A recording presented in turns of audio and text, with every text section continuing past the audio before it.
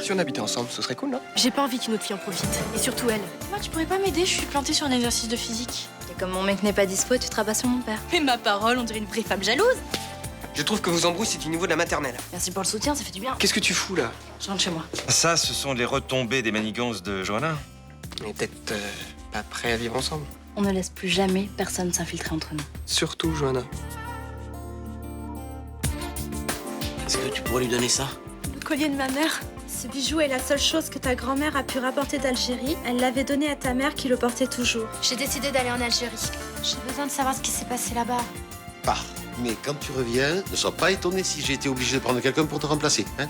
Vous faites un blocage sur l'Algérie? Pourquoi tu m'as pas dit que t'avais fait la guerre d'Algérie? Toi et moi, on aurait pu en discuter quand même.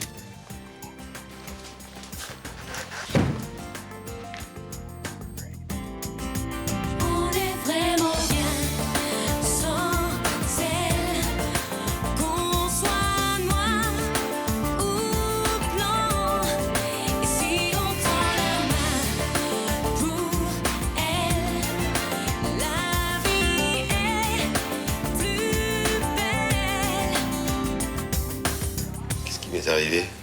Un étourdissement, tout au plus. Tu m'as fait une de ces trouilles, allongée tout ton long comme un cadavre. Oh, n'en rajoute pas. C'est pas le cœur. Non, je ne le pense pas. Mais il va falloir vous ménager au moins pendant quelques temps. En hospitalisé? Non, on va faire quelques examens par acquis de conscience. Mais avec du repos, ça devrait aller. Votre pouls est parfait, vous avez déjà bien récupéré. Je me sens pas terrible quand même. Hein? Je t'emmène aux urgences, c'est plus prudent. Ah non, j'ai pas envie de passer 3 heures là-bas pour rien, non. Ne discute pas. Je vais chercher la voiture. Vous vous souvenez comment ça s'est passé? Au moment où Mélanie est partie, j'ai eu comme du mal à respirer. Et puis ça s'est mis à tourner autour de moi dans la pièce. Et puis je sais plus. J'ai dû tomber. Et... Pas de douleur à la poitrine, au bras? Non, non. Bon, c'est bien ce que je pensais. C'est plus une sorte de malaise qu'un vrai problème cardiaque. Mais votre fils a raison, on va quand même faire des examens immédiatement. Qu'est-ce que tu cherches? Rien.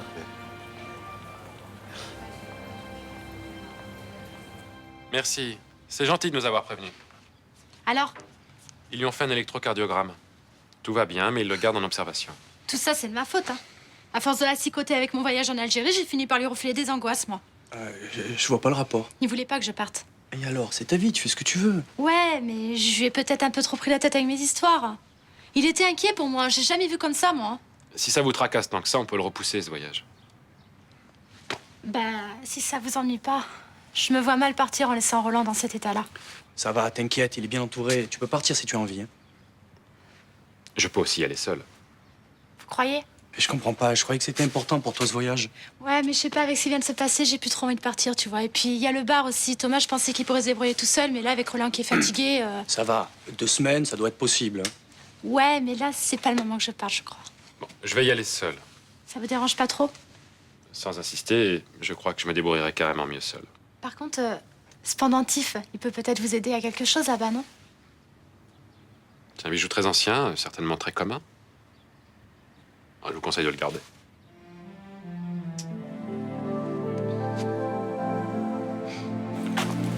Je croyais que Ninon l'avait jeté. Moi aussi. Mais qu'est-ce qu'ils font? Bah, ils viennent nous dire bonjour. Tu sais, entre gens civilisés, ça se fait. Bah, tu fais ce que tu veux, mais moi, je me tire. En équitation, ça s'appelle un refus d'obstacle. Salut, vous allez bien?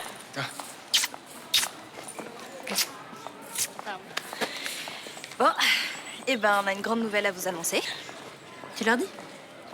Non, toi. Ok. Alors, on a décidé qu'on allait vivre chacun chez soi parce que... Bah parce qu'on a tout le temps, qu'on est jeune, qu'on a toute la vie devant nous. Puis, sans compter que ça diminue les occasions de s'engueuler, parce qu'avec son caractère... Oh, c'est l'hôpital qui se fout de la charité, hein.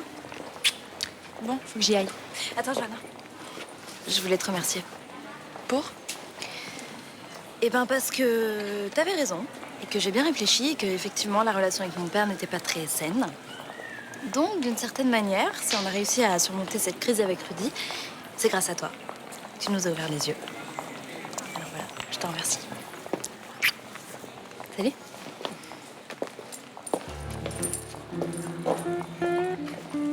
Quelle salope. Là, j'avoue, elle fait très fort. J'ai passé une nuit horrible. C'est si ça peut te rassurer, moi aussi.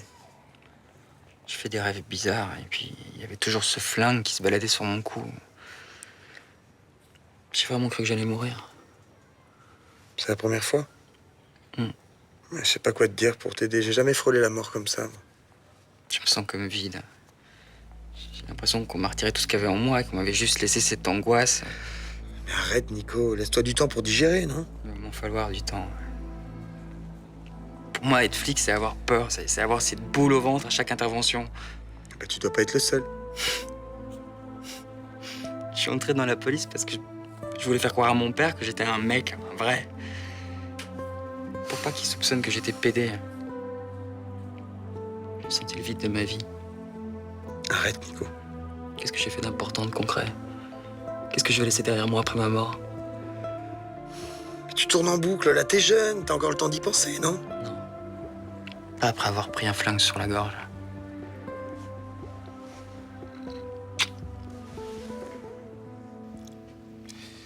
Mademoiselle Frémont, je ne peux pas cautionner ce genre de décaissement. Ah, mais je vous demande pas de cautionner. Je fais quand même ce que je veux des bénéfices de ma société. Mais c'est pas aussi simple que ça. Chaque dépense doit être justifiée, notifiée par un acte comptable. Eh bien, justifiez-les. Dans quelle catégorie de dépenses je les mets? 2 fois 10 000 euros. Je les mets dans la colonne pourboire. Oh, débrouillez-vous, hein. C'est votre boulot. C'est peut-être mon boulot, mais c'est votre responsabilité. Écoutez, puisque vous voulez tout savoir, ces 2 retraites de 10 000 euros étaient destinées à des œuvres caritatives. En Afrique. Vous avez fait 2 dons de 10 000 euros. Oui. Parfait. Alors, quand on aura un contrôle fiscal, vous vous expliquerez avec l'inspecteur. J'ai quand même pas commis de crime. Vous dilapidez l'argent de la société. Cette somme devait servir à un appel d'offres important. On a bossé dessus pendant des mois. Bah, c'est comme ça. Bah voyons, 20 000 euros. C'est dérisoire. Bon, écoutez, maintenant, vous savez à quoi a servi cet argent. De toute façon, j'ai pas l'intention de le cacher au fisc. Désolé, mais je ne suis pas d'accord avec votre manière de gérer cette entreprise.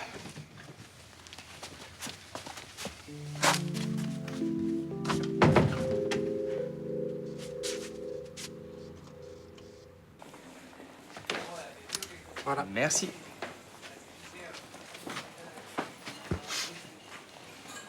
Vous sentez pas quelque chose, là? Thomas! La friteuse, elle a pris feu! Non, jetez pas d'eau, ça va attiser le feu. Et Mélanie, l'extincteur sous l'escalier, là. Laissez tomber l'extincteur, vous avez pas une serpillère? Si, là. Écartez-vous. Faites attention, hein. Mais pour qui il se prend, ce François Marcy? Il me fait la leçon comme à la dernière des collégiennes. Dans le fond, il a raison. C'est pas très légal, ta façon de procéder. Attends, c'est pas illégal de faire des dons à des associations caritatives, hein. C'est déductible des impôts. Je sais, c'est la loi Coluche. Mais comme toutes les lois, il y a un cadre. Oh, mais tu m'énerves avec ton air d'avocat intègre. J'arrive pas à comprendre pourquoi, tout à coup, tu trouves que la générosité est une valeur essentielle. Ma vision du monde a changé. Ah bon? J'ai décidé de réparer le mal que Florent a fait autour de lui.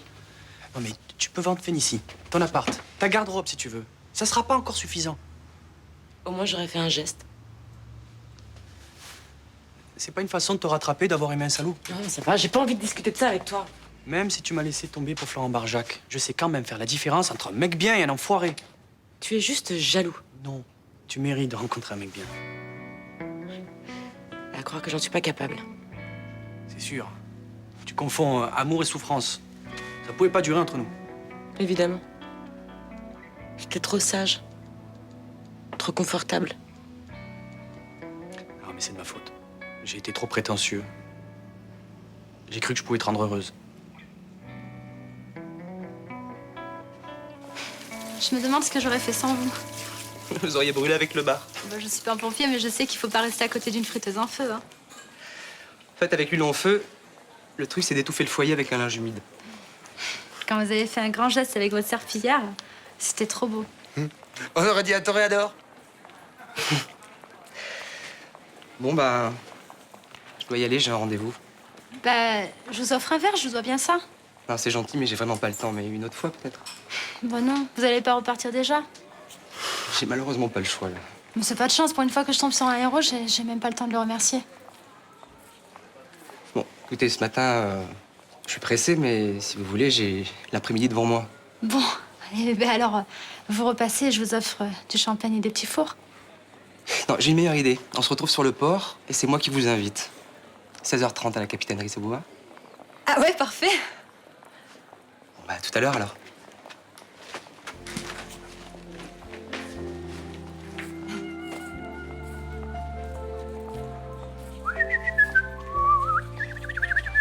Eh ben, ce midi, il n'y aura pas de plat du jour. Eh ben, plat du jour sandwich, une fois n'est pas coutume. Elle a sorti 20 000 € des caisses de Phénicie en faisant 2 retraits de 10 000 € à chaque fois. Ce qui représente le budget annuel d'un projet. Bon, tu peux arrêter une seconde, je te dis un truc important. Excuse-moi, je suis capable de faire 2 choses en même temps. Tu disais que Céline a pris 20 000 € dans les caisses de la société. Pour son compte personnel? Même pas. C'est soi-disant pour des œuvres caritatives en Afrique. Oh, bah, d'un autre côté, ça part plutôt d'un bon sentiment. Bon sentiment ou pas, s'en fiche. C'est illégal en plus. Elle agit en dehors de toute réalité comptable. Tu lui as dit? Évidemment, je lui ai dit, c'est pour ça qu'on s'est engueulé. Mais elle t'a pas écouté. Penses-tu? Mais elle en a rien à cirer de ce que je dis. Écoute, c'est ton boss. Et alors? Je vais pas la laisser couler l'entreprise parce qu'elle se prend pour sœur Emmanuelle? Bon, bah, alors, qu'est-ce que tu comptes faire? J'en sais rien. Je vais lui balancer ma démission. Ah non, c'est vraiment pas le moment. J'ai plus aucun poids dans cette boîte. Puis j'ai pas envie de me retrouver complice de ces tripatouillages financiers. Eh ben, justement, tu devrais rester auprès de Céline pour l'empêcher de disjoncter complètement. Ouais, t'as raison. Je vais servir de garde-fou. Plutôt de garde-folle.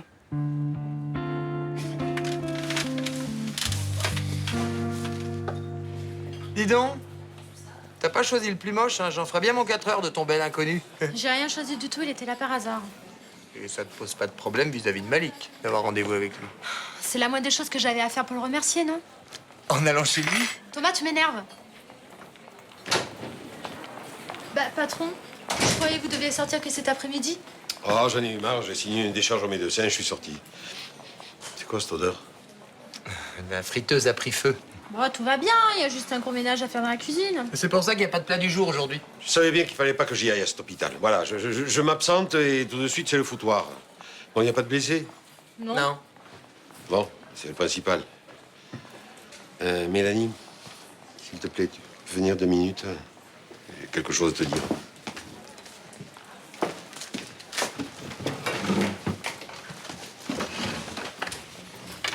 Voilà, je suis désolé que tu aies reporté ton voyage à cause de moi. C'est pas grave, Non, mais tu tenais à ce voyage. Hein? mais pas tant que ça. Sinon, j'aurais pas laissé Guillaume partir tout seul. Ah, il est déjà parti alors. Ouais, il y a à peu près 1 heure. Et tu espères qu'il va trouver quelque chose? Ouais, même si depuis que je vois la psy, je fais plus de cauchemars, j'ai besoin de savoir ce qui s'est passé là-bas. Tu sais, il s'est peut-être rien passé du tout, hein. Vous n'allez pas recommencer. Déjà, toute la semaine dernière, vous m'avez dit que la psychogénéalogie, c'était n'importe quoi et que ma psy était un charlatan. Alors maintenant, c'est bon. Bon, après tout, tu fais ce que tu veux. Je comprends pas pourquoi cette histoire vous chagrine tant que ça. Mais je t'ai déjà dit la semaine dernière, c'est jamais bon de réveiller un secret qui dort, hein. Bon, je vais voir la cuisine. Dites, vous auriez pas trouvé une photo, là, en faisant le ménage, non? Une photo de quoi? J'en sais rien, c'est un client qui l'a perdu hier. Photo noir et blanc, hein. Non, on n'a rien trouvé. Non.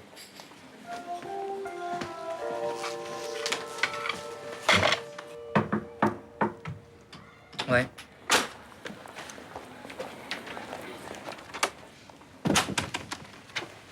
Salut, beau gosse. Salut. C'est pour moi? Ouais.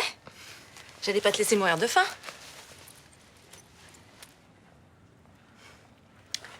Ils t'ont arrêté combien de temps? 1 journée. Je reprends demain, ça va m'éviter de réfléchir. Tu sais que tu m'as fichu une sacrée trouille, hein? Quand ils m'ont raconté ce qui t'est arrivé, j'ai failli tomber dans les pommes. T'en rajoutes pas un peu? Si. Mais c'est pour bien t'expliquer que j'ai eu la peur de ma vie. Ouais, moi aussi, ouais. Sauf que j'avais un flingue sur la gorge. Ça doit être horrible de se demander si le mec va tirer ou pas. Tu peux éviter de remuer le couteau dans la plaie? Pardon. C'est pas grave.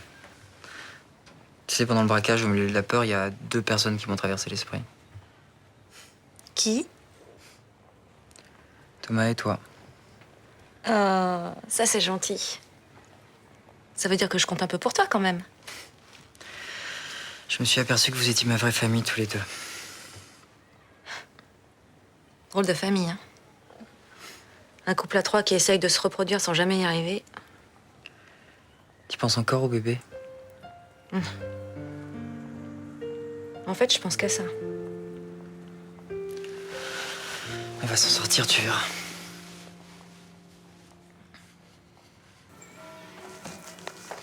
Tenez, monseigneur. J'espère que cet argent pourra contribuer à porter secours aux familles des victimes de Takoudi. Très généreux de votre part. Mais vous croyez que cela suffira à apaiser les souffrances de ces personnes? Je me doute que 10 000 € sont bien dérisoires comparés aux méfaits des laboratoires Barjac. Je ne comprends pas votre démarche. Vous n'êtes pas responsable de ce qui s'est passé là-bas. J'y ai participé. Malgré moi, bien sûr. Dieu a choisi de faire le monde imparfait. Mais notre propre imperfection ne nous rend pas coupables pour autant. Je ne suis pas certaine de vous comprendre. À trop chercher en soi une part de culpabilité, on peut finir par se l'inventer. Mais je n'invente rien. J'aime un homme qui n'est pas aimable. Et après? Jésus a aimé Judas, même après le fameux baiser. Mais Judas n'a pas décimé un village pour s'enrichir. Il a vendu le Fils de Dieu pour 30 deniers. Ramené aux valeurs de la Palestine de l'époque, c'est un gros forfait. Vous pardonneriez ce qu'a fait Florent Barjac? Moi non. Mais je n'ai pas la mansuétude de notre Seigneur. Je ne vais pas accepter votre argent. Pourquoi? Le pardon ne s'achète pas. Alors considérez ce don comme les premiers pas vers l'humanitaire d'une chef d'entreprise en mal de générosité. Vous êtes une femme peu ordinaire. Comment dois-je le prendre? C'est rare d'aimer à ce point. Je ne suis pas capable d'aimer autrement. J'accepte votre don. Parce que vous le faites avec sincérité. C'est très important pour moi. Quelle que soit sa motivation profonde. J'ai pas connu mes parents. J'avais à peine 2 ans quand ils se sont tués. Moi aussi, ma mère est morte quand j'avais 2 ans. Ah bon? Elle est morte comment? Elle s'est suicidée. Ah, excuse-moi. C'est rien. Et toi? Tes parents, ils sont morts comment?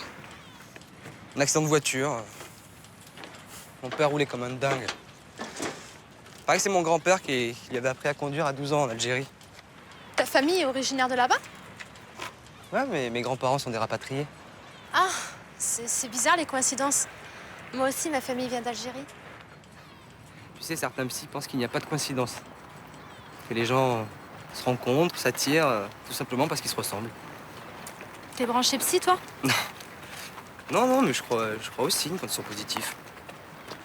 Puis ça prouve qu'on était fait pour se rencontrer.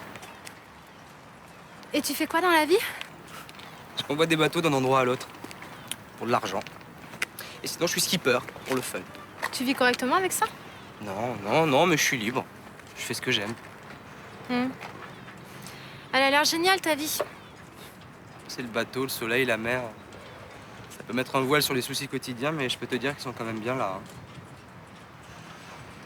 Il est où, ton bateau? Juste là.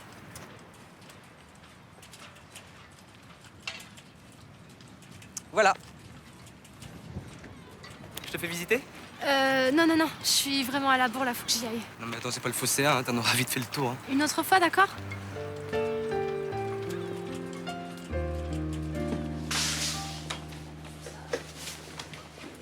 Et voilà, ça va être foutu pour le ciné. Elle devrait plus tarder.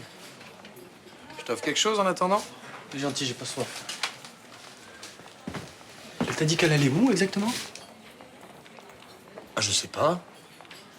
Elle m'a dit qu'elle faisait quelques courses et qu'elle revenait après, c'est tout. Bon, ben, c'est à moins de bière, hein. À la bonne heure. Rien de tel qu'une bonne bière pour patienter agréablement. Oui, et puis si on rate le film, on fera autre chose. Une partie de Monopoly, par exemple. Non, j'espère qu'on n'ira pas jusque-là. Tiens, ben voilà ta princesse. Salut. Je suis pas trop en retard? Pas trop, non. Désolée, j'étais en train de boire un verre avec un mec. Super sympa d'ailleurs. Hein. Le mec que tu as rencontré en faisant les courses. Mais non, c'est un client qui m'a sauvé la vie ce matin. Enfin, qui a éteint l'incendie. Quel incendie? Ben, l'incendie de la friteuse. Ton matin pas raconté? Non. Il m'a juste dit que tu devais aller faire des courses. Bah pourquoi tu lui as pas dit? Tu savais très bien que j'étais avec Anthony. Anthony, c'est son prénom. Oui, j'avais compris, oui. Bah, c'est la moindre des choses que j'avais à faire pour le remercier, non? Bien sûr. Bah, y a un problème ou quoi? Non, non. Bah si, je vois bien, y a un problème. Non, Mélanie, tu vas boire un verre avec qui tu veux. Oui, surtout que c'était en tout bien, tout honneur. Hein, Thomas? C'était en tout bien, tout honneur. Oui, ben ça va, j'ai compris. Bon, allez, on y va.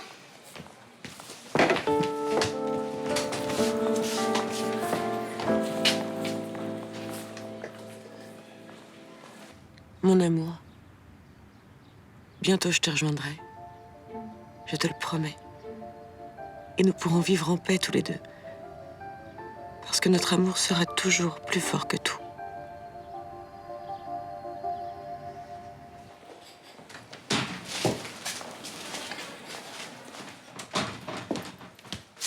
Je ne te dérange pas? Non, ça va. Tu n'as pas perdu quelque chose par hasard? Non. J'ai trouvé cette photo auprès de toi lorsque tu as eu ton malaise. Elle n'est pas à toi. Non. Je suis la seule à l'avoir vue. Ne t'inquiète pas, je ne l'ai montrée à personne. Merci. Elle est très jolie, cette jeune fille. Excuse-moi. J'ai remarqué aussi qu'elle portait un superbe pendentif. Possible, oui. Cette photo, cette jeune fille, ce pendentif que porte Mélanie, bien sûr, ça n'a rien à voir avec ton malaise. Écoute, Rachel, je voudrais finir le ménage, alors j'ai vraiment pas la tête à discuter. Hein. Oh, tu as tort. Mettre les choses à plat, c'est souvent le meilleur moyen pour les dédramatiser. Mais je ne dramatise rien du tout. Alors que les mensonges, les secrets, enfin, tout ce qu'on garde à l'intérieur, ça fait pas bon ménage avec les problèmes coronaires. C'est bien connu. Je n'ai pas de problème coronaire, d'accord? Comme tu voudras. Mais tu as tort.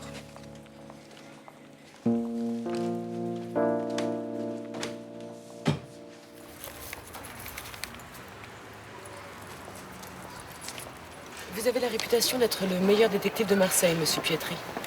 C'est pour ça que je vous ai choisi. Je suis flatté. J'espère que vous ne me décevrez pas. J'en ai pas l'intention. Vous êtes cher. 5 000 € alors que vous n'avez même pas démarré votre enquête. C'est le prix de l'efficacité, mademoiselle Frémont. C'est comme ça que je vois les choses.